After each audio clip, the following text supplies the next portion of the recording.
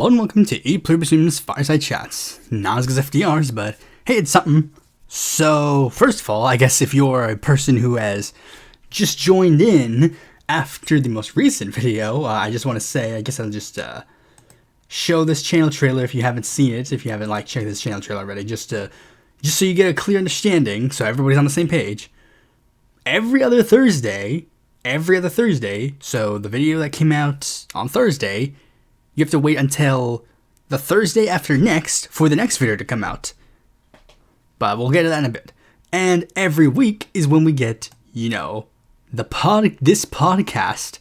Usually the podcast is just it's gonna just show you, like you see, it's just usually that. But for these specific podcasts, I give you the visual aids of all of these tabs because we're going to be doing this political quiz. So, but first, I guess I just want to say this. First of all, I want to say this. As you can see, latest video's been doing a little better than previous one. I guess I can't really, I sometimes act surprised that this happens. But I can't really, because look, I'm just gonna, there are many reasons why this video is better than this video. That's just obvious. This video is a more niche topic, and I'm just gonna take a while, to say that maybe, even though I did put, this one is in the politics tag, I'm gonna take a while, and I also put a bunch of hashtags under this to possibly make it go spread wider, but unfortunately, I'm gonna take a while, to that. I'm just gonna click this and just show this, just 1950. If you haven't watched this video, I recommend giving this video a watch. This one was pretty good too. But I'm gonna take a while, perhaps some of these tags might have been flagged by YouTube. I'm not claiming. I'm not claiming nothing. I don't know, but I'm just gonna take a while.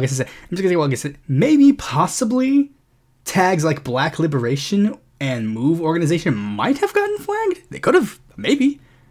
But yeah, it's just more obvious why this one. Wikipedia? Not to say, obviously, this one was going to do way better than the other one. That was just kind of obvious from day one.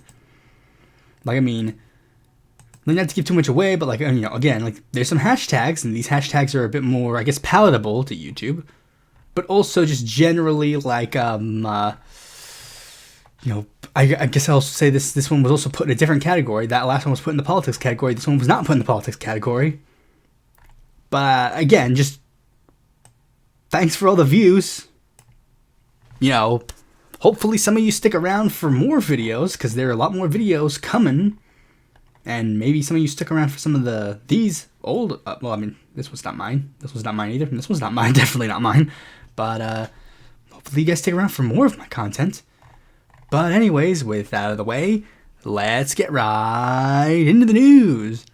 The first news story is coming from Mexico, a country that I know a lot about, which is why I had to be told that this story happened. But yeah, I got a comment on my video that basically explained this just happened, so then I just looked it up, and it's they wanted to know my thoughts. I gave brief thoughts at the time, and now, but after doing a bit more research, I have more thoughts. I have better thoughts than what I had previously. So as you can see by this one, Mexico's lower house has rejected Claudia Sheinbaum's electoral reform. So for those of you who don't know, who have been paying attention, the former president, Andrés Manuel López Obrador, and his successor, Claudia Sheinbaum, have both been pushing for massive electoral reforms in the Chamber of Deputies. But those electoral reforms were probably, arguably, the most controversial of all the things that AMLO and Sheinbaum have done. Of all the things that they've done, these are the things that they are the most oh my goodness, you can't do this. And here's how bad it is. Let me just tell you a bit how bad it is. Even PVEM and the Labour Party didn't overall support it. And I have the Chamber of Deputies vote page bookmarked, so I can actually show you verifiably right here. You see, 259 people voted for it, which was basically all of Morena, 12 members of PVEM, and 1 member of PT. Everyone else voted against it. Okay, I guess 1 PVEM person, abstained. Good for them, but you get my point. a lot of this, even among Morena's two member parties, this has been a bit controversial. So, and I think like this one independent, I'm pretty sure she currently caucuses with Morena. I'm pretty sure they do. Don't quote me on that. But that's the one question that a lot of people wanted to point out. Like, why? Why did these guys vote against it? Is this a betrayal of Morena? Is Morena doing something really bad? Or are these guys betraying the cause? Well, I'll actually explain why, very simply. Because here is a thing that gives 10 points about these electoral reforms. There are many reasons why electoral reforms are not being like pushed in favor of. And we're going to skip number 1 for now, because that's a little bit of a secret that we're going to get to later. So, point number 2, reducing spending. Basically, the cost of elections are going to be reduced by 25%, because that's one of the big things AMLO and Sheinbaum have done. They've wanted to, make it so that, like, cut down on government bureaucracy. Reduce the salaries and bonuses of election counselors. Like, I guess this would be, like, if a thing does 2 things, you can... Like, because, sometimes there are some, like, government officials and government people who probably should not have clicked that. Go back. Why did that do that? I don't know. But...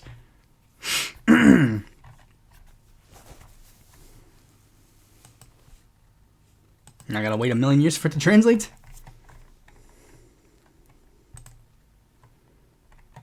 Okay, here you go. There's the next one. Greater oversight. It will give the INE timely access to the financial transactions of political parties and candidates, which will ban cash contributions. Oh, okay, so that one makes sense too, because like especially nowadays, especially because there's another controversy with one political party refusing to give the INE all of their like financial papers. So that seems to be something that could be interesting. It will make it so that there will be 8 representatives for Mexicans living abroad to... Hold on, let me see. President Sheinbaum explained that the plan is for Mexicans abroad to only have registered once and have easier access to their voter ID card. Now, according to proportion and the steps of the current law, only Mexicans abroad can vote for them. That is, they will have their own representatives by political party, not inside. So basically in Mexico, from what I'm seeing, they can only vote for the proportional representatives. And in this one, Sheinbaum wants to add a couple of representatives to specifically represent Mexicans who live abroad. So, like, how, like, they divide Mexico into constituencies. There's like, 5 representatives from Zacatecas, 2 representatives from Coahuila, like these aren't the exact numbers, but, like, that's how it works. Like, and then it's a proportional based on that. So she wants to add a specific thing for Mexicans living abroad, like a specific constituency for them. She wants to reduce the radio and television airtime, which would decrease it from 48 to 35 minutes per day. It would regulate the use of AI and prohibit bots to be used on social networks, which is a big issue that has been going on in Mexican politics for a long period of time. One of the big, in Mexico, one of the most controversial things that happened was in the 2012 and 2018 elections, there was this thing called Peña bots, where Enrique Peña Nieto basically had an army of bots that basically controlled all of social media. And basically they wanted to do that. Ending of the PREP, and it's the preliminary results program. It's basically like, how like in every single election, they have like the results that come in, like, like the news cycles are always like showing like, oh, the results are coming in from this state. They're showing that 50% of the vote is going to this candidate or this candidate or this candidate. Basically, it seems that Sheinbaum wants to axe that and just wants like the official results to be released. And there's a reason for that in the past, because the PREP results can sometimes lead to some problems, because if you remember the 2006 Mexican presidential election, the PREP results overwhelmingly had AMLO winning very easily, and then at the last second, they flipped. So on one end, you could claim that is like, some electoral rigging, which it could be, but you could also say that maybe just the idea of giving AMLO that tool to actually that it was probably just better if they just waited for the full results to come in, so that AMLO wouldn't have needed to even claim any sort of victory. Why is it now translating back to Spanish?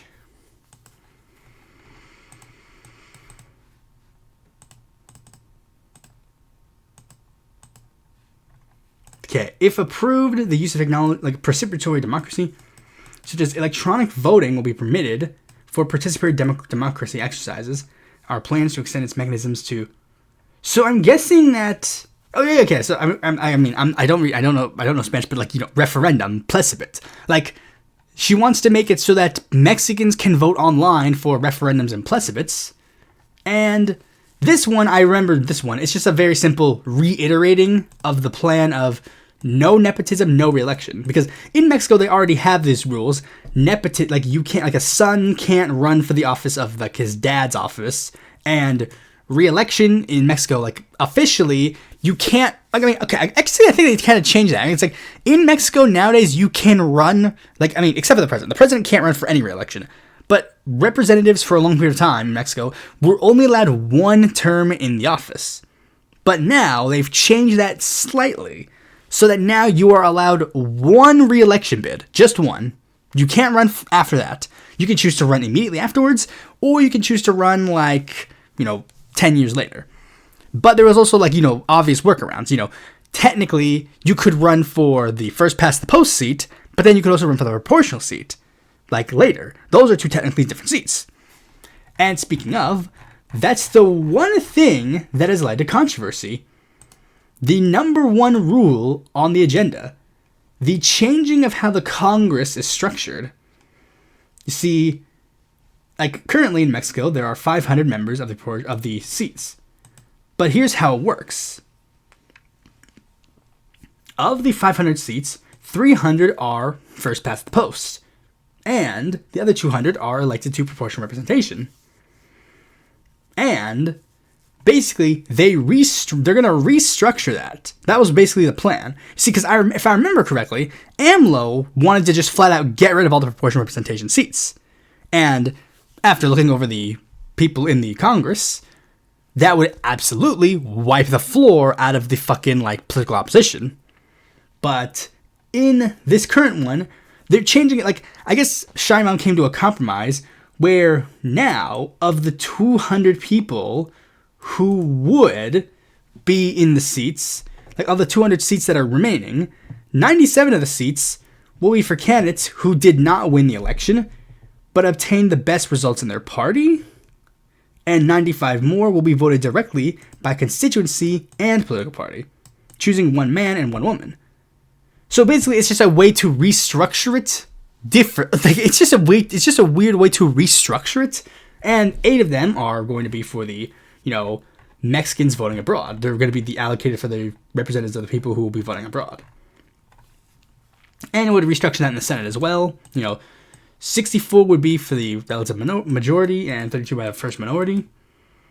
It would basically be, as she says, the proportional representation list is eliminated. It's effectively removing the proportional representation. But I think it's technically not. But it's just restructuring it in a way that kind of removes the whole purpose of the proportional seats to begin with, which is the big problem. You see, and that's why PT and PVM are standing against this. That is the one thing that they do not want. And especially because I guess I should pull up the results. You see, right here, this shows why this is an issue. See, if they do anything about the proportional representation seats currently, again, the pre and the pan are not doing so hot after this. I thought PVM and PT had more proportional seats than they did, but I guess not. But it is very clearly that is definitely an issue. I'm not even saying that is necessarily the intent behind it, but the problem is, you judge a system based on what it does. You don't judge it based on what it doesn't do. Their intentions might be pure, but especially when, Morena has 176 seats that just remain untouched. And again, how do we, I'm not on Morena's side on this. Morena is in the wrong on this. And again, like, I proposed a solution to the comment section of that original person where I said, like, you know, the easiest solution for Sheinbaum would be to take all those individual reforms and then pass them as individual bills. You know, 'cause again, each of these ones are not inherently bad, and you could just let the like proportional representation one die. Or if she's that concerned about like adding these other things, just add more seats to the chamber. Who cares? You know, do what what Mr. Beat has been doing for like 5 million years. Uncap the House, uncap the Chamber of Deputies. We should do that. But anyways, let's move on to the next story. It's a sad one. So the Israeli military has dropped charges against soldiers accused of sexually assaulting Palestinian detainee. Israel's military on Thursday said it was dropping charges against 5 soldiers accused of beating and sexually abusing a Palestinian detainee in an alleged assault partially caught on camera. The decision, which came as much of the country's attention was focused on the war with Iran, closed a flashpoint case that has bitterly divided Israel since the soldiers were arrested in 2024 at the notorious Tiananmen military prison, prompting anger from members of the far-right government and hardline ultranationalists who violently overran the prison in protest. President Benjamin Netanyahu hailed the announcement, while human rights groups accused the military of ignoring the gravest instances of abuse in the country's network of wartime prisons. Israel's military advocate for... it says, like, Israel's military general just gave his soldiers license to rape, so as long as the victim is Palestinian. And, yeah, like, there is really not much more I can really add to this. The Israeli military is allowed to legally rape Palestinian prisoners. That is just... And the thing is like, Netanyahu, he posted a tweet where he's literally just like, the blood libel has ended. And it's like, it's on camera. It's literally on camera. Soldiers raping prisoners. And you know what else is on camera? Your soldiers and members of your parliament defending it. Name me one military around the world that openly condones rape. להכניס מקל לרקטום של בן אדם זה לגיטימי? כן, אם הוא נוח'בה הכל לגיטימי לעשות. אוקיי, הכל. הכל. So again, not much more I can really add to that.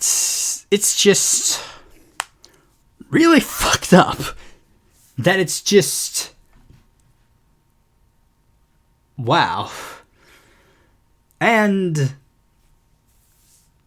I can't believe I have to say this, but speaking of rape, this is a story that's technically slightly older, but I saw a Twitter post about it, and I just have to talk about it because this is insane. So, there is an ice camp there's an ice facility in Dilley, Texas, that has something called blue butterfly zones,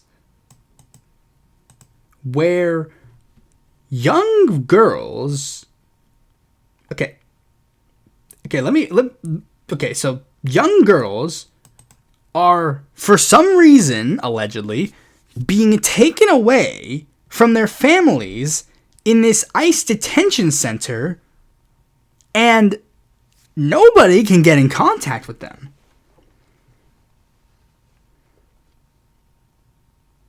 Like, this sentence says it here, but it's like...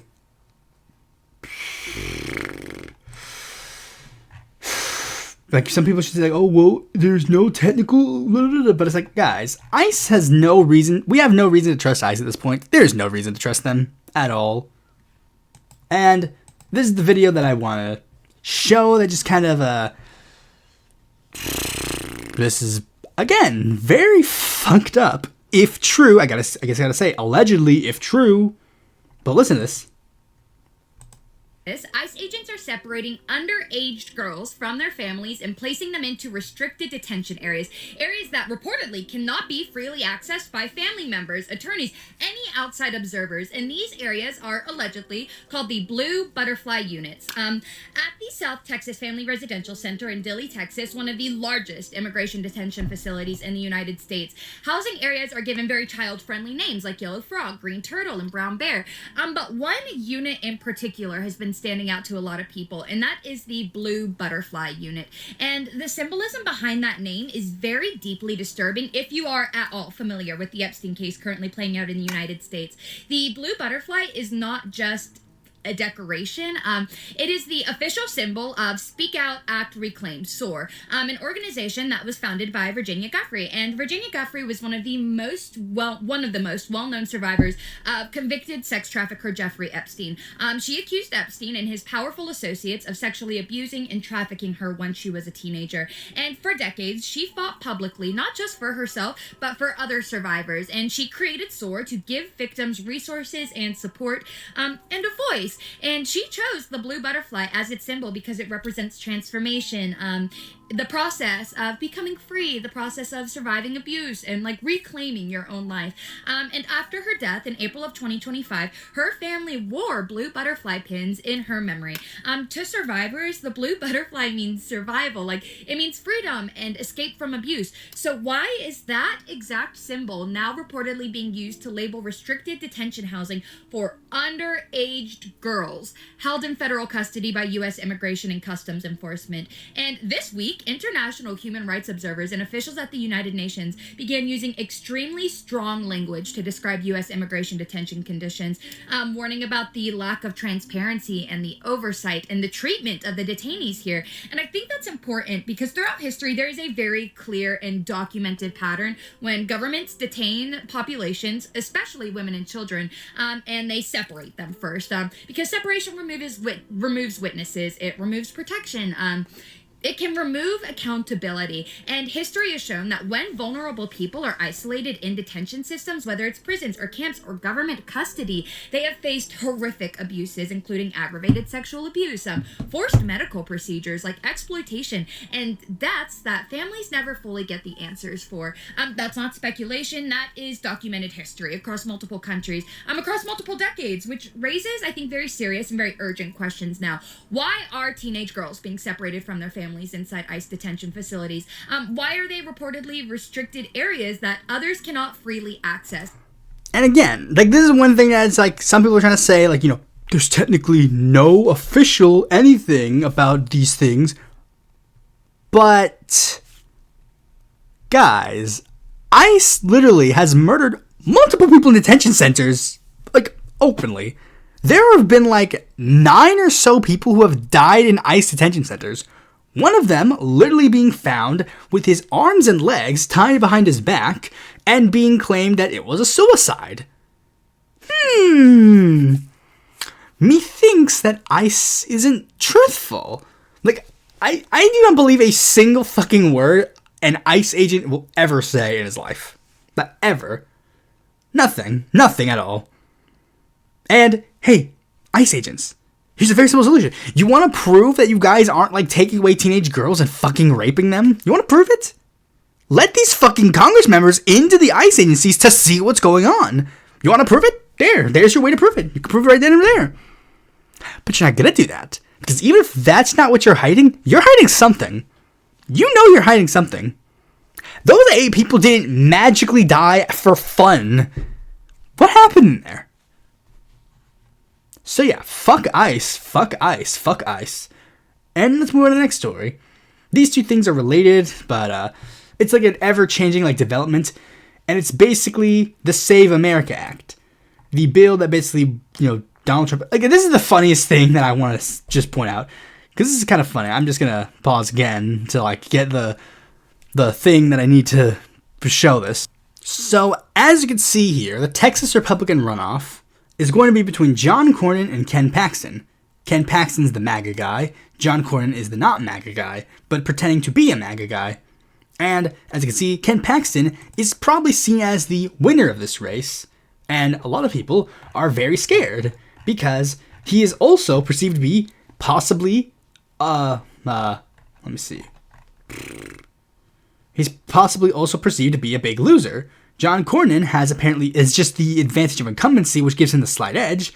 Meanwhile, Paxton has enough wiggle room that he is, like, even though, again, Tallarico's only winning by 1 poll each, he's tying in 3 polls, he's tying in 2 extra polls down here. So again, and he's not that far behind in the other polls. He's not far behind in the polls with, like, Cornyn either, but the point is, there is enough wiggle room that Tallarico can win if it were Ken Paxton. So, as mentioned, I think I mentioned this in the previous podcast, but Donald Trump has basically been edged into endorsing John Cornyn in the runoff to try and get Ken Paxton to, not run. And basically, what ended up happening is that now Ken Paxton has tried to put a Hail Mary to keep himself in the race. And either keep himself in the race or, like, literally anything else. And the issue is purely the fact that, if they pass the Save America Act, then he'll drop out of the race. Because I guess it'll be the idea is that he's completed. Like, his job will have been completed. And the Save America Act is literally just the bill is just basically, this is the thing. It's the bill that basically just, the bill does literally nothing, but it also does a lot. It says, in order to register to vote, you would need to have an enhanced driver's license, with real ID. You need a valid passport, official U.S. military. You need to have one of these identification things to prove that you are a citizen to vote. But the one thing that but what it actually does is that it basically just makes it so that people who can't get access to those documents and people who can't do anything to even remotely, do anything about that, and it's even to the point where it's just unpopular. It's not even just unpopular among, I think, in the House it was overwhelmingly passed, but, in the Senate, it's basically just guaranteed dead on arrival on multiple counts. It's basically guaranteed dead on multiple accounts. Because they basically need, they need 60 votes. But the 4 people say that it will come up under the usual 60 vote threshold, meaning it will fail to give the United Democratic Opposition to the bill. Since all the Democrats are actually united on this bill specifically, it seems that there is no chance for it to go through. And basically, Thune has, Donald Trump has basically told Thune, hey, bro, you need to pass this bill. And Thune is he's basically trying to do everything except the only thing that even could hypothetically get this bill passed. I mean, the only thing that could hypothetically get this bill passed would be a filibuster. So basically Republicans would basically, I guess they would filibuster this bill. I guess they would filibuster until this bill gets passed. I'm a little confused about what they're even doing. They're basically gonna. No. Now I get it. They're trying to make it so that the Democrats are forced to do the talking filibuster in order to stop the bill from being passed. So basically, it's because everybody talks about how during the Biden administration and before then, Republicans would basically just say we're going to do a filibuster, and the Democrats would immediately give up and just say, okay, moving on, and then the Republicans would win. And basically, they're saying now they want to force the Democrats to actually have to do a filibuster if they want to stop the bill. But the problem is again, there's no way it's going to pass. The bill is not going to pass. It needs 60 votes to pass, apparently. So, I guess if they do the filibuster, they need 60 votes to pass. But again, it's they're just not really going to do anything. It's just not going to do anything.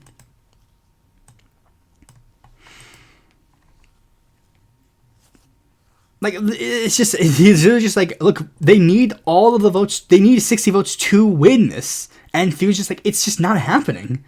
This is just literally not going to happen. And that's the beauty of this. The Republican Party is literally imploding all because of this. Ken Paxton is going to fuck up their one chance to win Texas. They're going to fuck up winning Texas because Ken Paxton refuses to drop out unless this bill gets passed. And what's even funnier is that Donald Trump has literally threatened that if this bill does not get passed, he will not pass a single other piece of legislation. Oh no! How dare you not pass anything else, Donald Trump? That is such a terrible thing. How could you not pass anything? Bro, literally, I'm just saying, good. Like, I mean, and it doesn't even, like, and also I gotta mention this, because, like, apparently it doesn't even matter, because if the Senate is still in session, which the Republicans will probably pull them out of session, but, like, if the Senate was still in session, and then they passed a bill, and, like, if the Senate passed a bill, and Donald Trump just says, I'm not gonna sign it, after 10 days, it just automatically becomes law. Like, without his approval. And if he vetoes it, if they already passed it, they're probably gonna pass it again. So, there is no threat. There is literally no threat.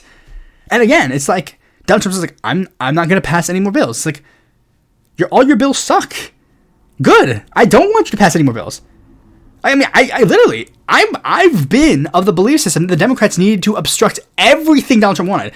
No cabinet members, no cabinet administrations, no appointments, nothing. They get nothing. I literally believe that just let Donald Trump never be able to do anything, and then watch and see people suddenly realize, you know what? Maybe we want a government that actually functions. That's crazy. But, yeah, I mean, it's just funny to see all of this failing. But speaking of things that's not funny, we're going to go back to funny after this. But, like, this is a very interesting, more culture story. But this is related to a topic that I'm a bit passionate about. Amazon Prime is removing 4K streaming access, locking it behind a new extra paywall. Want to watch The Boys or Fallout in 4K? You need to pay Amazon an extra $5 a month on top of your Prime subscription. Amazon Prime subscribers will no longer be able to stream 4K shows or movies like Fallout without paying extra for a new Ultra tier that costs $5 a month. It's yet another example of Prime membership becoming less and less valuable. And yeah, that's a big one. Like, this is the problem that a lot of people have. Like, streaming services really do not understand. Like, this is a lot of things that is just, unfortunately, just very troubling, really, for all of us. It's just insane that the streaming service has literally, like all these things that were meant to be, like, I don't understand. I might want to get a video about, like, this at some point, but the problem is, like, it's so strange how we have all this technology to, like, move forward to the future and do all these good things. And even though we had even some of these things that were great, for some reason, people make stupid decisions. Because as I mentioned before in my Wikipedia, I made the Wikipedia video, and I mentioned how, like, sometimes people make websites, and the websites, they do a stupid decision because in the short term, this is literally it. On the short term, Amazon Prime wants to see those extra $5 a month come rolling in. They're not looking at the bigger picture of the people who are not going to shill those $5 a month slowly start canceling their Amazon Prime subscriptions. Because when you have the feature, because, like, this is the thing, it's like ad-free. All of these streaming services like Netflix, Disney Plus, all these stuff are ad-free. They're all completely ad-free. They were at one point ad-free. And that was the whole point of those things. Like, you bought a subscription to it, and you got access to all of these shows and movies instantaneously without any form of advertisement or any form of otherwise. That was your thing. The problem is, now, you are not adding a paywall to features that were already made free. I'm never paying for a feature. Like, I had a news story also here. I had another news story where it's like, oh, YouTube was going to start putting, like, ads on TV, like, on the TV app, and it's just like, I'm not paying for it. Bro, I'm not paying for it. Like, some people say, like I saw, like, a tweet thread where it was, like, someone said, like, oh, well, at this point, like, YouTube Premium is, like, basically worth every penny at this point if you use YouTube too much. It's like, no, bro, I use YouTube for a job, essentially. It's not an actual job, but it's, like, a quote-unquote job. I use it for essentially a job, and I refuse to pay for it. I'm not paying for it. YouTube was free. YouTube was free. I'm not paying for a feature that was once free. That is not a thing. I'm never paying for a feature that was once free. If you paywall something that I like, then I'm not using it anymore. That's just how it is. And it's the same thing with another streaming service. Because for those who don't know, Tubi recently got a bit popular again. I remember when I was like niche and found out about Tubi for the first time, and I was like, oh cool, Tubi's amazing. But now all of a sudden everybody loves Tubi now, because Tubi is now like adding coolness to it. Tubi is literally, for lack of a better term, the Tubi, for lack of a better term, is the I've heard it described as the bargain bin of streaming services. That's literally what it is. Let me just see if I can pull up a picture of Tubi real quick. Tubi is literally the bargain bin of streaming services. You can get so much on it. Like, I mean, I've literally gone on there and saw like the Mexican dub of like a fucking like short-lived animated show from like 2005. And then I'll also get stuff like fucking like Super Sentai. I mean, this all stuff has their like original stuff, which I don't watch. But like, I mean, for all they got like some good documentaries on there too. I saw like a Chavez documentary. You have a couple of, I mean, the reason why they got popular nowadays is because like they have a bunch of Cartoon Network shows on there now. They have a bunch of like anime on it, like relatively interesting animes. But one of the big controversies about it is because, like, again, like they recently got a bunch of Cartoon Network shows to go on the app. And the app, like, and people were like, oh, this is good. But then they noticed one small problem. It's an ad-based service. But that's the thing. And they started complaining about it. Everyone was like, oh, bro, you're going to complain about Tubi being ads? Because, like, again, Tubi is a service that is literally made to be it's like, this is literally made to be like the bargain bin of streaming services. Of course it's going to have ads on it. Like, of course it's going to have ads on it. That's literally all it is. The streaming service was launched on April Fool's Day of 2014. That's the point. This is meant to be the streaming service to be free. That's literally what it is supposed to be. That's literally what it is. It says in the name, Tubi. That's the point of it. But not Amazon Prime, not Netflix. These streaming services were made to be the replacement for TV. Ones that you paid the subscription fee and you got access to all these high quality shows for free.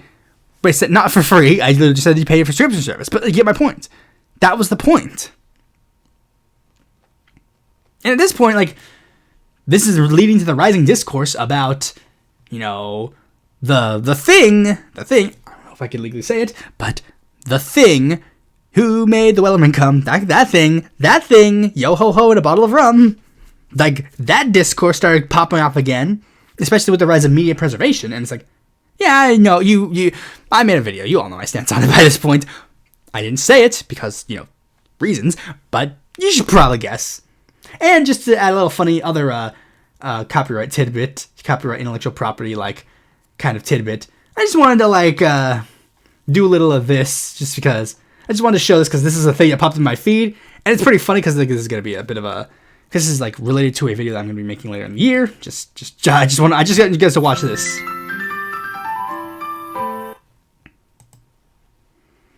I'm going to mute it just because, I don't know how these guys are about with intellectual property, but, like, currently Nintendo's been going at Pocket Pair for the making of Paywall. Why is this so fucking slow? The gray line is up. And now we have a game that is literally ripping off Pocket Pair. Like, we're having, like, the people rip off Palworld, essentially. Why is the thing like that? And it's like they have a very obvious Link guy, and like most of these, like, because like a lot of these guys are like actually just flat out ripoffs of like characters. Like, you see, there was a Sobble ripoff right there, and let's see, there's the main like one I think is like ripped off of like the dog from no this is like the fake Pikachu that they made for that one version. I forget which one. That one's obviously ripped off of Garantina. One is ripped off of Cerulege. I think one of them is also like, let me see. Yeah, I think this one is supposed to be a ripoff of the Pal World main character, because I think it's a ripoff of the Pal World main character. That's the point. This is just funny. I just think this is hilarious. I really don't want to fucking like. But I mean, there's not much news story I can really say about this. I just thought it was funny, especially considering like it's a ripoff. It's a ripoff of so many things. 1, it's a ripoff of Pokemon. 2, it's a ripoff of Pal World, and 3, it's a ripoff of Pikmin because it's the name Pikmon. I think it's funny. Maybe these guys will get a mention in my fucking like why Nintendo sucks on intellectual property video, because that's coming out soon. It's coming out soon, and by soon I mean like by. I don't know if it's going to be before or after June, but it's going to be out first half of the year. But anyways, with that out of the way, let's move on to the main topic of this video. We're going to be taking the Socialist History Test, a political test that gives political alignments based on concrete historical debates, I assume, about socialism. This quiz is intended for entertainment purposes only. Politics cannot be quantified into a handful of axes. That's one thing you all have to understand when you do these kind of political quizzes. Because people who take these quizzes a little too seriously are a little bit crazy. You know, people who like do the whole like, I mean, again, like, most political quizzes kind of are good for giving you like general ideas. I like your political ideology in a sense. I like the axes quizzes a lot more because they literally just tell you like, political ideologies that you can do further research into. Like ones that put you on a spectrum are definitely like ones that are a bit more cringe, but that's just how it is. But anyways, before we get into the quiz itself, let's just take a look at how the values are measured. There's the revolutionary class. This axis indicates the primary subject of socialist politics as debated in the First International and continuously throughout the entire history of socialism.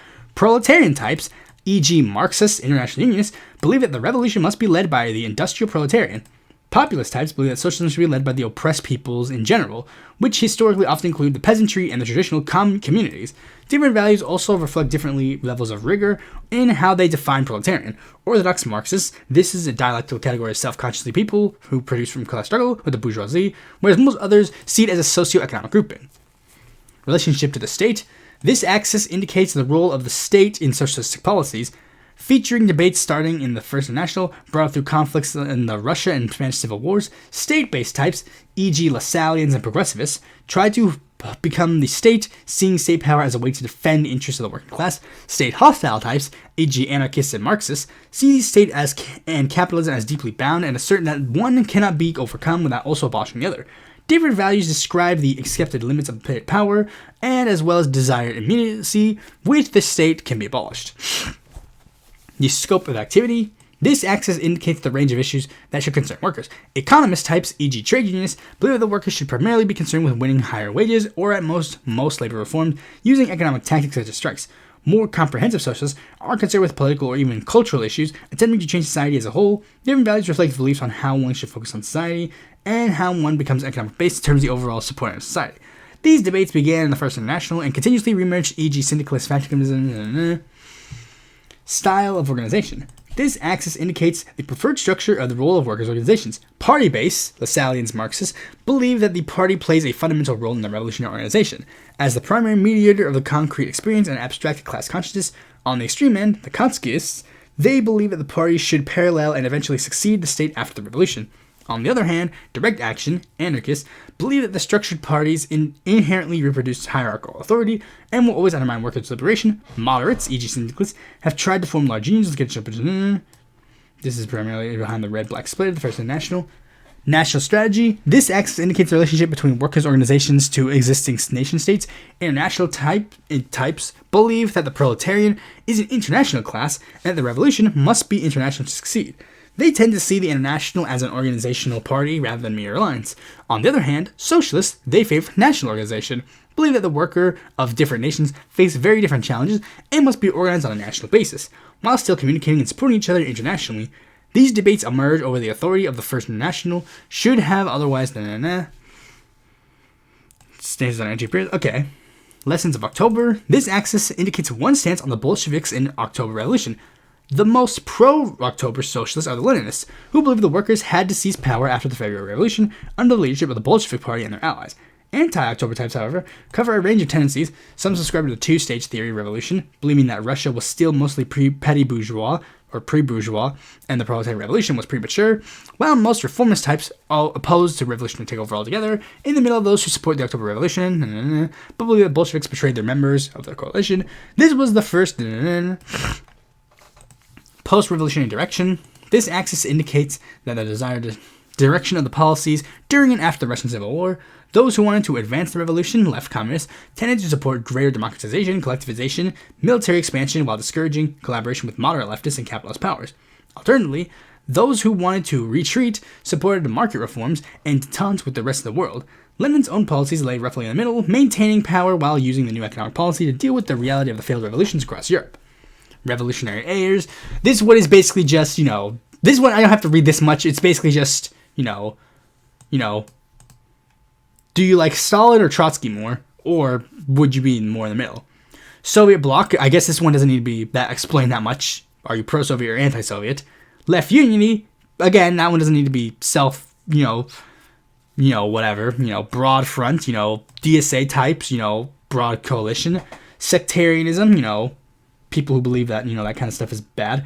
And the ends. This is an axis that roughly measures which one believes the ends of socialist politics. The most radical socialists wish to change society fundamentally by transforming the basic relations of production, seeing the ultimate ends of socialism as the self-abolition of labor.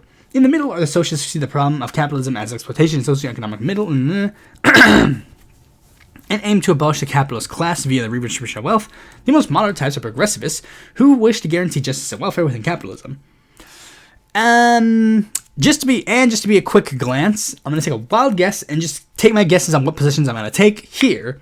So I think I'm going to be middle of this, slightly radical. I'm going to be probably solidly in broad front, anti-Soviet. Maybe in the middle, but lean slightly Trotsky, just because Stalin is yikesy. Probably in the middle here. Maybe in the middle here, but I mean, I guess based on like this, I'd be a little bit more, the left SRs and the Mankiewicz. National strategy, probably in the middle here, might lean slightly international. Probably in the middle here, roughly. I would probably be solidly comprehensive, maybe in the middle of this. And I probably might lean more towards populist, maybe? I don't know. This one's a bit of a fun quiz, so let's just see. You'll be presented with a series of statements. For each one, click the button of your opinion on it. Try to answer as if you were the historical moment. This quiz is designed for socialists, so if you're not one, the results might not make sense. Okie dokie. Okay. The 1848 revolutions show that the industrial proletariat was uniquely revolutionary class against the bourgeois and rural class. So let's just take a break, because I'm going to also, put some of the things here. Revolutions of 1848. I knew one. I knew one. I knew one. That was one thing. That was one thing I was just trying to verify. Like, was this about the French Revolution? And yes, it was. July Monarchy. King Louis? No. No, it wasn't King Louis. It wasn't King Louis. I just have Rose of Versailles on the mind. It's the one in Les Mis. I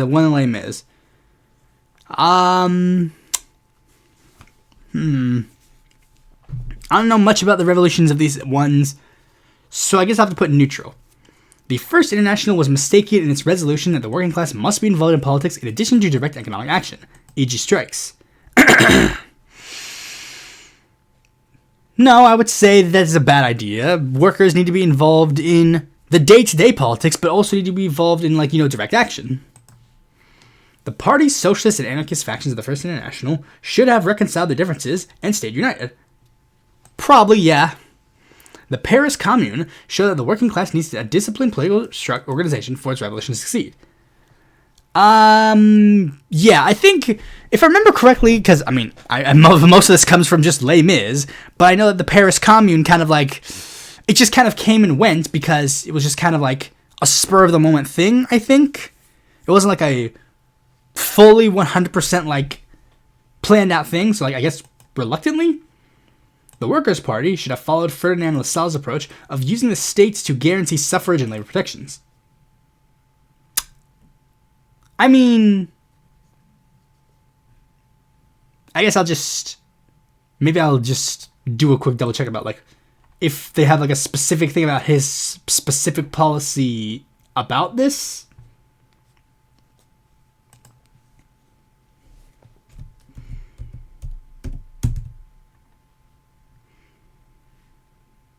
Universal suffrage.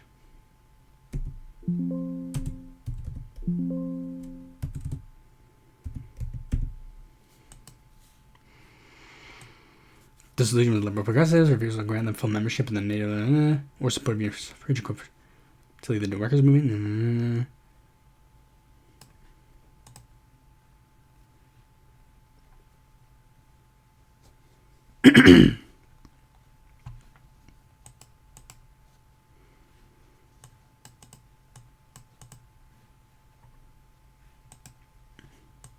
I mean, yeah, they should have.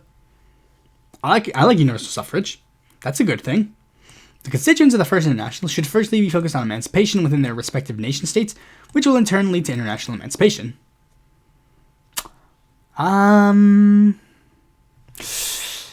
That's a tough question because, like, that's a tough question because, I see, because this is the thing, I see where both sides are coming from, so I guess I have to put neutral unsure, but I guess my point is like,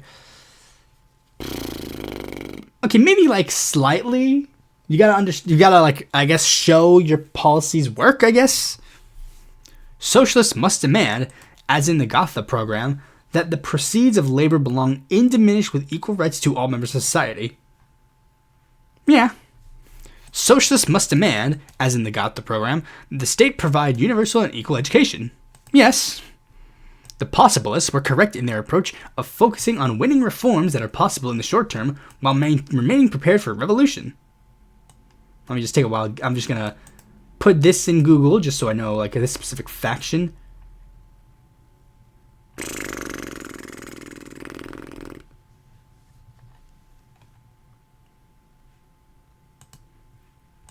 I mean, yeah. The disagreements between the populists, the possibilists, and the Social Democrats were primarily driven by interpersonal conflicts and stubbornness. I guess I have to answer neutral unsure because I don't really know much about that specific one, but I was like, well, I guess that's probably true. Possibilists, Social Democrats, and other social tendencies were correct in uniting in the Second International. Yes, I think there should be, like, a group where there is a united front. Like, I mean, how powerful that united front will be, I guess, is, like, dependent. Like, I mean, I guess on an international stage can be, like, slightly less powerful, but, like, powerful enough that it gives the issues, like, a voice. But it doesn't have to be, like, like the common term, I gotta be real, the common term being able to dictate policies all across the fucking, like, gotta, like, that one, probably a bit too much, but, broadly, it should be, the Flora de Sao Paulo is mostly just, like, a group that talks and advocates for each other, but it's not as powerful as, like, some people, like, claim it is. In the 19th century, Karl Kautsky was correct to try and build a party that represented the whole proletarian. Yeah, broadly. I don't really know much about, like, Karl Kautsky's specific interpretations or whatever, but I think, like, a whole, I guess it would be more of, like, a broad front. The Second International had an excessive focus on electoral politics. It should have focused more on direct action.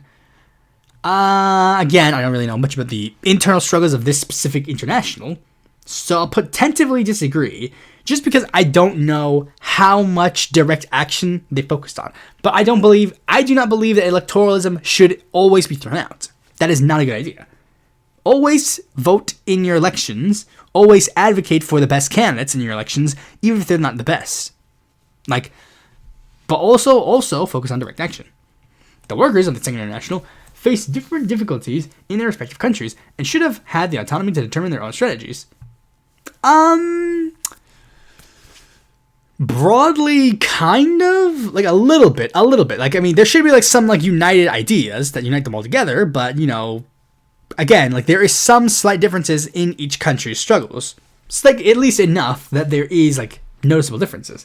Like, some countries, more direct action probably would be more beneficial.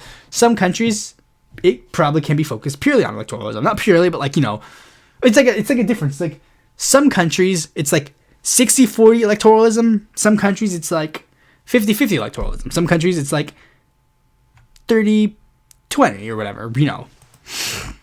The Narodniks were correct to focus on local village communities as the primary emancipatory force in agrarian Russia.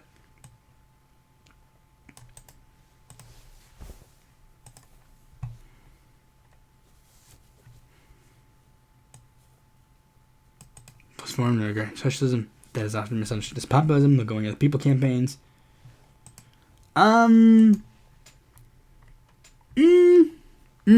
Again, I don't know much about this specific, bro. If all these questions are gonna be related to like fucking like Russian Revolution, then that's gonna be like that's probably a bad idea. But the Narodniks were correct to focus on local. I mean, I think I guess reluctantly agree. The parties of the Second International should have sought to enter ministerial positions in government beyond parliamentary participation. Okay, that might be a little bit much. Like, I mean, that depends on what you mean by ministerial positions, I guess. But like, I mean, like, if you're not running, you guys got to be the ones who control the parties that control like if like a random like socialist member of the Second International wants to randomly join like the cabinet of not a communist, but like a conservative, like I mean. If you want to join that one, then that's probably not going to lead to much good results. Like, I mean, I guess I'll just potentially disagree. The French socialists should have intervened in the Dreyfus affair to ensure a just society. Yeah, I think they should have. I think they should have been on Dreyfus. Yeah, they probably should have. Because if you don't know the Dreyfus situation was where a Jewish man was accused of being evil, and I guess there were some socialists that were like supportive of it and some socialists that did not support it. They all should have united and supported Dreyfus. Russian and Chinese socialists should have opposed all imperialist and capitalist intrusions into the country. Yeah, broadly. I mean, I guess that might depend on what you mean by like imperialist and capitalist intrusions, but yeah, broadly. Edward Bernstein was right in his approach to update Marxism for the new conditions in the 20th century. Kind of. I mean, I'm not necessarily opposed to the idea of like reformism in and of itself. Obviously, you know, maybe you could argue that there might be some like criticism that you could give him, and I guess you could be valid in those criticisms or whatever. But the thing is, like, Marxism, everybody, like, these ideologies cannot 100% sustain over millions of years or whatever. That just can't happen. You have to update them to different conditions. The parties of the Second International should have participated in elections and parliaments where possible. Absolutely, 100%. The pre-World War I German Social Democratic Party was a high point in the proletarian consciousness and had a rightful role model for the international socialist movement. I guess I just gotta do a quick glance at their fucking Wikipedia page, because I know there's been criticisms of the Social Democratic Party, especially, like, you know, nowadays, especially, you know, they have a lot of criticisms. But I mean, they used to be like pretty base. I mean, like, literally, it says right here, like, they have Karl Marx in the fucking middle of the program. But for a long time, they did have, like, you know, they were like at least somewhat interesting and like pretty good. I think they had like people. I guess the criticism is like they got like too complacent, I guess. I'll put reluctantly agree just because I think it's like, you know, they probably were way better in the past than they became. Assassinations of official figures propelled a social consciousness and allowed radicals to challenge complicity in oppressive governments. For legality sake, I'll put neutral and sure. Once the German Social Democrats achieved power, socialism was a matter of continuous improvement rather than an attempt to reach any concrete goal.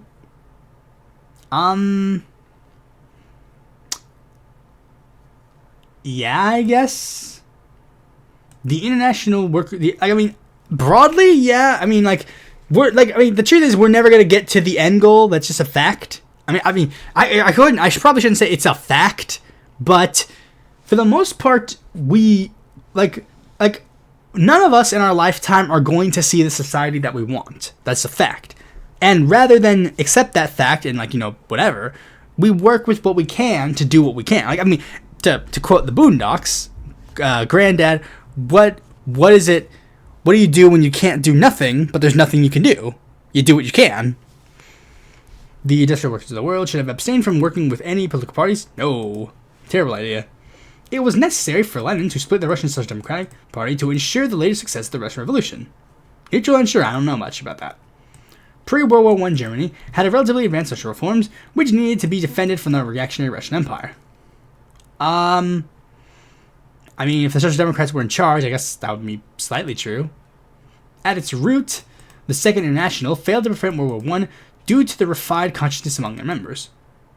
I'm neutral and sure. I don't know what they really had to say about that. Russia was not ready for a social revolution. Lenin's party should have waited until the conditions were right. I'll put tentatively disagree because, waiting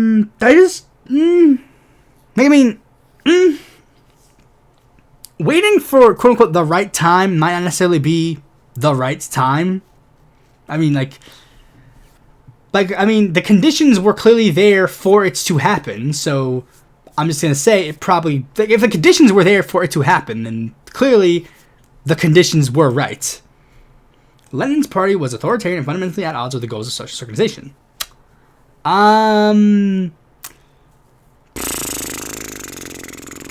want to put, I see both sides of it, so I guess I have to ultimately go neutral or unsure, but I guess I have to think, what do I lean more towards? Because Lenin did do some cringe things, if I remember correctly. He did some pretty cool things, just generally, but, the Russian Communist Party that immediately succeeded it did do some things that were definitely a bit authoritarian in fuel. I guess I just put reluctantly agree. It was nonsensical to demand that the workers give up power after the February Revolution. A further revolution was needed, whether that be the Bolsheviks or anarchists or something else. Okay, I guess I'm just gonna have to fucking I guess I probably should have watched a fucking Russian Revolution documentary before this fucking thing happened.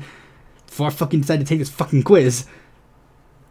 Shoot, I don't even know what to look for. Fuck. Well, it's probably a bad idea.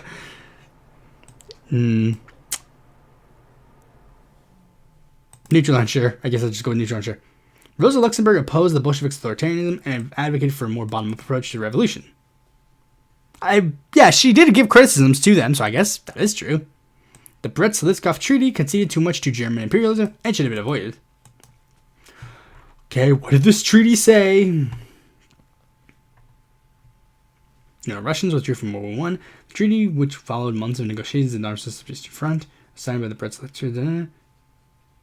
Oh wait, was the German? Oh wait, were they meaning like this? If it's on its side of World War One?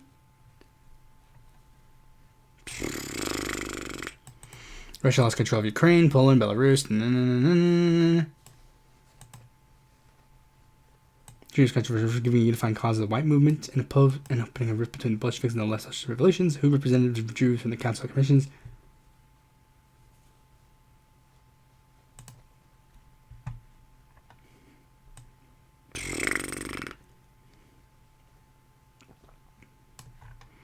But why did they leave? What was the problem?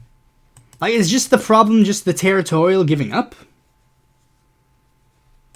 Was that the concern, just that they gave up the territory? Because I don't really care.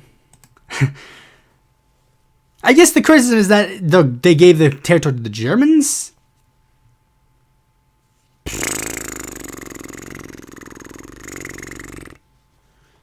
Neutral, not sure. The Bolsheviks' failures were in large part because of the fault of the German socialists. Neutral, sure, I don't fucking know. National self-determination was a legitimate concern among the oppressed peoples of the Russian Empire, and the Bolsheviks should have respected their democratic governments. Yeah, broadly. The 1921 Kazan revolt was fundamentally petty bourgeois. Its suppression was sad but necessary.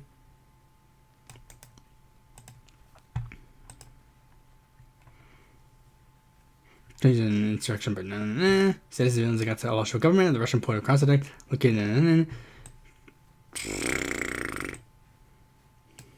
disappointed the direction of the Bolshevik government. The rebels, whom Leon Trotsky himself praised earlier as the endowment for the revolution, demanded a series of reforms, reducing the Bolsheviks' power, elected new socialist councils.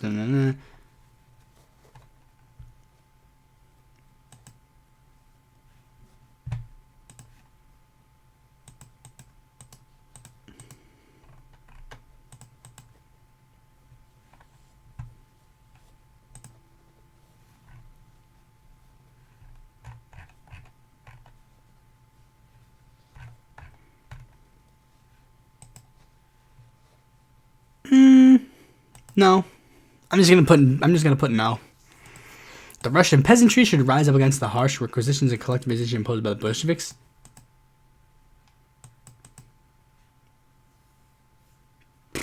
Neutral and sure. Monaco's free territory managed to achieve the closest thing to true socialism up to that point in history.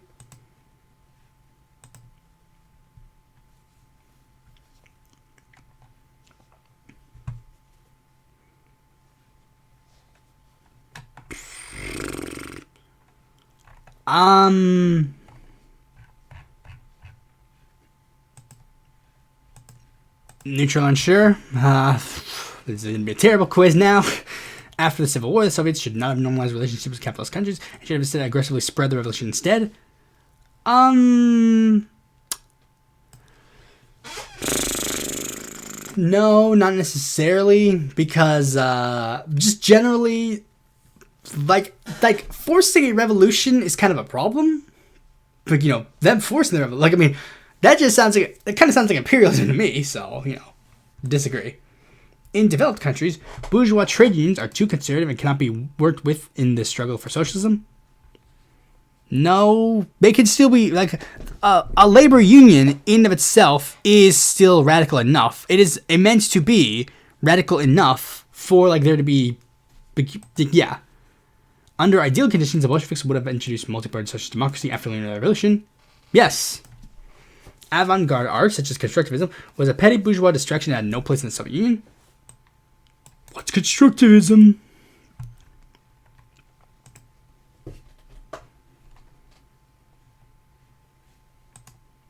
That looks cool.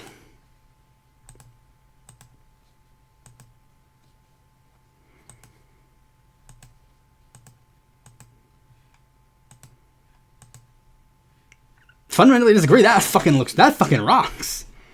The new economic policy was needed to recover from the harsh demands of the Russian Civil War.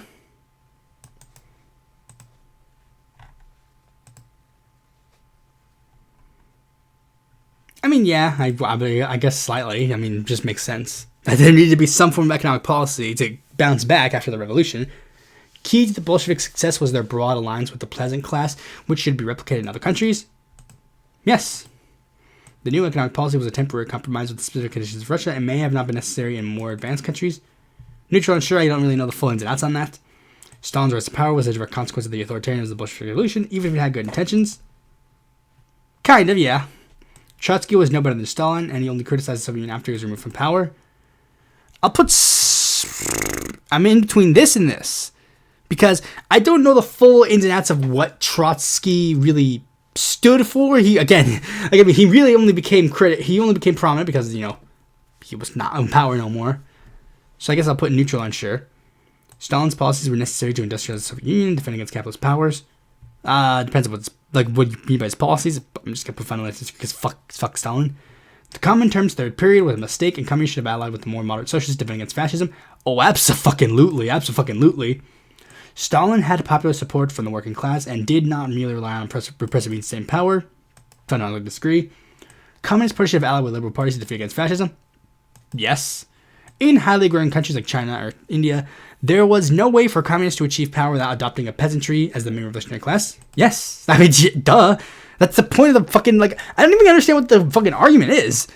Is, like, because, like, some of that really just seems to be, like, just aesthetic. Like, you know, like to you, a communist is, like, the, you know, industrial worker, but that's not how it works. The worker, you go to where the workers are. You don't, like, it's the same thing with, like, fucking, like, where it's, like, fucking, like, he says, like, I want, like, you know, for the socialists and communists to get your own newspaper. It's like, he doesn't actually mean make your own newspaper. Like, in the modern day, that means nothing. He means, like, you know, form, like, a means of, like, spreading your message. So, yeah.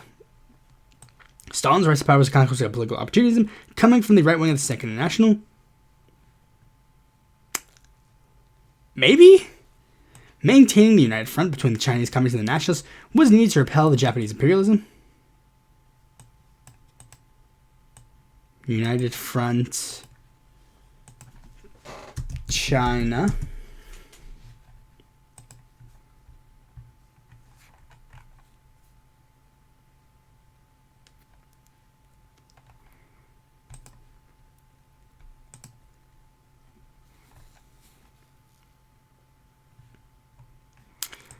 mean, yeah, in the short term, yes. The New Deal was a victory for the American working class, yes. Africa's struggles for national liberation should always be supported as they are inherently challenged in the capitalist order. I wouldn't say always, but they should be generally like looked at and like good for you, happy for you. If it's good, good. Even if the Soviet Union was not truly socialist, it was still a worker state that should be defended against capitalist attacks. No, but shouldn't always be defended. Mao's Cultural Revolution advanced the contradictions of society and brought forth new revolutionary spontaneity among the people.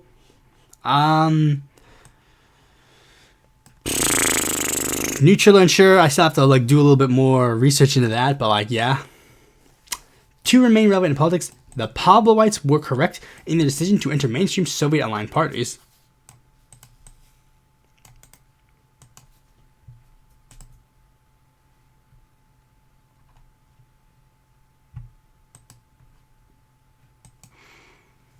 I mean, I guess Stalin had an approach of socialism from above, whereas Trotsky had an approach of socialism from below.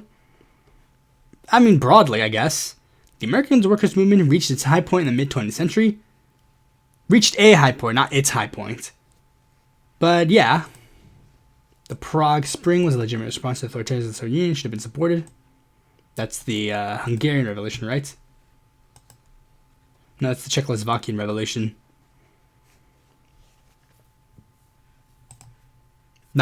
Based on nothing, yes. The New Left was misguided because they introduced cultural concerns and the inclusion of economic issues? No. The European Social Democrats were correct to drop Marxism entirely and aim for mixed economic policies instead. I wouldn't say necessarily, but again, there has to be some form of adaptation, but, whatever. Maybe not that much. Post-war socialists tended to split over trivial matters, which was a significant factor in the decline of the overall socialist movement. Yes. The stagnation of the working class in the first world suggests that the new revolutionary subjects, e.g. racial and sexual minorities, must be considered. Wait, no shit. The Sino-Soviet split was justified as the USSR betrayed the revolution to pursue the peaceful coexistence with the capitalist states. I mean, clearly there was differences there, and I saw the fucking Chinese rabbit fucking show, so I know their perspective on the issue. So I mean, I guess there is enough criticism there for there to be criticism. African Americans form a distinct nation within the United States, and their struggle against the white supremacy is revolutionary. I guess I wouldn't necessarily disagree that they form a distinct nation, but they definitely have a revolutionary struggle. Max Chapman did not go far enough in his critique of the Soviet bureaucratic collectivism. The Leninist Party is suspect, or at least outdated. I guess I don't know the full extent of his criticisms, but I'll have to go, yeah. Given geopolitical realities, Deng Xiaoping was justified in introducing market reforms as a temporary measure to preserve the Chinese Revolution. Nah, I hate Deng Xiaoping, fuck you. The American revolution must be defended against Western imperialism, even if it is led by religious fundamentalists. No. The Democratic Socialists of America is an ineffectual in large part because it's led by members of the professional managerial class. No. Now the Soviet Union is gone, we can better focus on organizing workers at home. Yes. Oh, so we're here. I am a Euro-communist. Wow. I feel so happy. I'm a Euro-communist. What does that mean? Trend in the 1970s and 80s, varying Western communist parties, that's Western Europeans said they had developed theory and practice of such transformation relevant to Western Europe. During the Cold War, they sought to reject the influence of the Soviet Union and the Communist Party. I'm a Euro-communist. And it says here, I am a populist. 65% populist. 63.6% state-based. 68.9% comprehensive. 60.9% party. 69.1% national. 51.4% pro-October. Basically 50-50 in the middle here. Whoa, this is the confusing one. Stalinist tendencies. This quiz definitely seems to have gotten something wrong here. So, I guess it's because I answered that one question where it's are either of these two good or bad? And I answered, Anti-Soviet. Damn straight. Popular Front, the thing that I've advocated for always, and 79.5% moderates. So yeah, I guess you know the type of socialist I am. I'm a Euro-communist. Okay, I guess that's interesting. Thanks for watching this video. Be sure to like, comment, share, subscribe, and click the bell to notify when a future video comes out. And if you want more content from me, consider supporting me on Patreon.